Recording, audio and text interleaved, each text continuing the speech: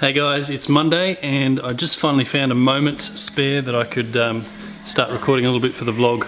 I just finished writing an article that you'll see on the website. It's called How to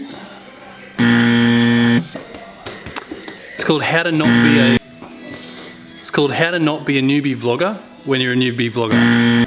How to not be a newbie This is really hard to say. How to not be a newbie vlogger even though you are a newbie vlogger. And there's 5 different points, and I just wanted to touch on each one of them just really quickly today. But I'm not going to do it in here. We're going to go outside because it's a bit rainy outside, it's a bit cloudy, which I don't know if you know, but if it's a bit cloudy outside, often you get this awesome effect with the light where the clouds sort of just become this big softbox. So, you know, if it's cloudy, you can always make use of that awesome light. So let's go outside. So now we're outside, and I just wanted to load up the website and just get this article that I'm telling you about just up on the iPad. So just give me a moment. The one I want to talk to you about today is how to not be a newbie vlogger even though you are a newbie vlogger. So let's just jump on in. There's 5 different points that I've sort of highlighted. So the first thing I mentioned in the article is that vlogging is kind of like being heard despite all the noise. So it's a noisy world. YouTube is just full of so many videos. I think there's, what did I hear the other day? It's like 100 hours every minute uploaded to YouTube. Basically, the whole idea of YouTube and the whole idea of getting somewhere with YouTube is being able to rise above and to sort of get yourself above the noise, okay? So these 5 things will just sort of put you on the right track, so when you first start, to allow you to do that, okay? The first one is have an angle, and this is all about differentiating yourself from your competition. Your competition is sort of anybody else who's vlogging within that niche, but you kind of do need to have an angle. So for this vlog here, the one that you're watching right now, my angle is the fact that I'm trying to teach you how to use the right camera gear, how to use the audio gear, how to use the lighting, how to make an interesting vlog, how to do all the different recommendations of the gear that you need to use, all that sort of thing, okay? So that's the sort of angle that I'm taking. Plus, when you're working with a vlog, you've also got the added benefit that you very quickly form a relationship with who's watching you. Unlike with a blog, a traditional blog, where it's just text, it's much harder to portray your sort of personality into that. Whereas in something like this, it's possible to use my personality as part of my differentiating factor, okay? So it separates me from the rest, because it's me.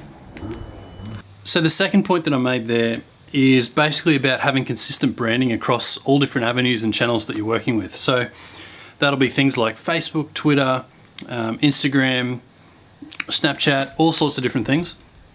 You've got to make sure that your branding is consistent, that you've got the same logos everywhere, and if you need to create like a profile logo, you might want to do something similar to what I've done with the ProVLOG.net, where I've got the V, and I've got that down. You'll see that in the profile sort of this video.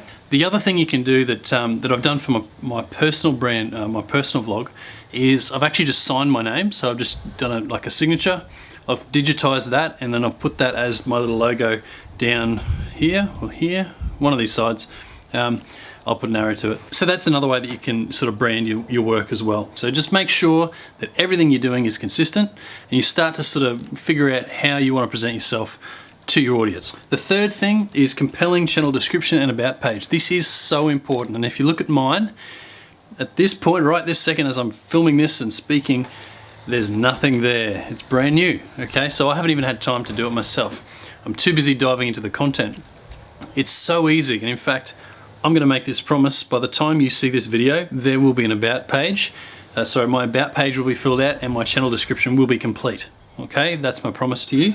Go and have a look at it and see if you want to do something similar to what I've done, or you can go and check out some of the, I don't know, the famous vloggers out there. They do a great job too, okay? So it's got to be compelling. So there's 5 different things that I've sort of, questions kind of that you sort of answer. So who you are, where you're from, what you're interested in, and what your vlog's going to be about, how often you'll be posting fresh content, okay? And I'll talk more about that in a sec, because that's one of the other points. Call to action, so something like be sure to click on subscribe to stay updated with interesting and fun content. Another note there too is also, if you tell people to click that little bell, it actually gives them notifications to their phone when you post something, which is awesome. So if you ask them to do that, you know that they're going to get a notification when you are posting it. Okay, really good. The fourth one, and as I said there a second ago, was consistent content. It is so important to be consistent in what you're doing. I've found this out in my life in general, but especially on YouTube. Okay, it's really important that you're posting regularly on a similar schedule so that you are sort of a bit predictable from your audience, so that they know they can associate maybe Wednesdays. Oh, that's the day that that Brad puts out a video, so I'm going to go check it out. Also, YouTube will like you if you do that too. Point number five is quality content. Now, I'm not just talking about the camera that you're using or the gear that you're using, the microphone, all that stuff, okay? You can do anything with the cheapest little camera that you've got, okay? It may be a little bit harder, but you can do something very cool with it. Quality content is not so much about the visuals, it's about what's included inside it, okay? So what value are you delivering to the person watching your videos?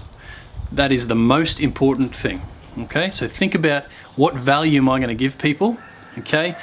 Somebody who's like me really wants to know about vlogging and the best tips and things, so I'm going to be talking about those things, okay?